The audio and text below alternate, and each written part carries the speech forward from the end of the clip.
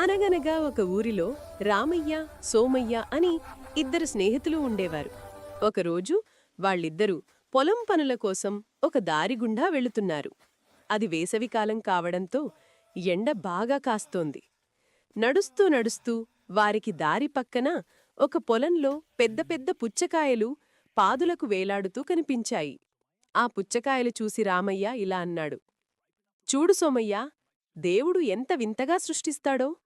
ఇంత పెద్ద పుచ్చకాయను ఎంత చిన్న తీగకు వేలాడదీశాడు! ఇది చూడటానికి చాలా వింతగా ఉంది కదా!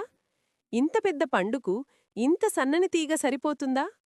సోమయ్య నవ్వి ఊరుకున్నాడు. కొంత దూరం వెళ్ళాక వారికి ఒక పెద్ద, విశాలమైన మర్రి చెట్టు కనిపించింది.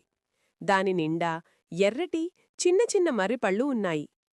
అలసిపోయిన వాళ్ళిద్దరూ ఆ చెట్టు కింద కాసేపు విశ్రాంతి తీసుకోడానికి కూర్చున్నారు.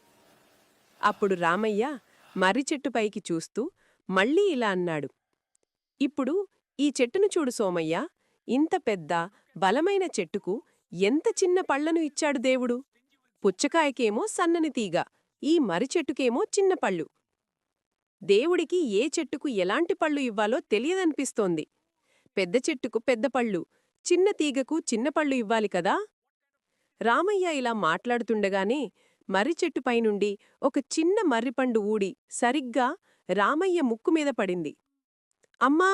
అని రామయ్య ఒక్కసారిగా ఉలిక్కిపడి తన ముక్కును పట్టుకున్నాడు.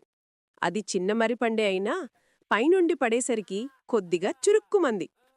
అప్పుడు సోమయ్య నవ్వుతూ, చూశావా రామయ్య, ఇప్పుడు నీకు దేవుడి నిర్ణయం ఎంత గొప్పదో అర్థమయిందా?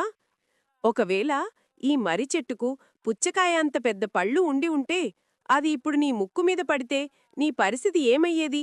నీ ముక్కు ముక్కలైపోయేది, నీ తల బొప్పికట్టేది అన్నాడు. రామయ్యకు తన తప్పు తెలిసొచ్చింది. నిజమే సోమయ్య, నేను దేవుడి సృష్టిని తప్పుగా అర్థం చేసుకున్నాను. ఇంత ఎత్తులో ఉండే చెట్టుకు చిన్న పళ్ళు ఉండటమే మంచిది. అలాగే నేలమీద పాకే తీగకు పెద్ద పళ్ళు ఉండటం వల్ల ఎవరికీ ప్రమాదముండదు.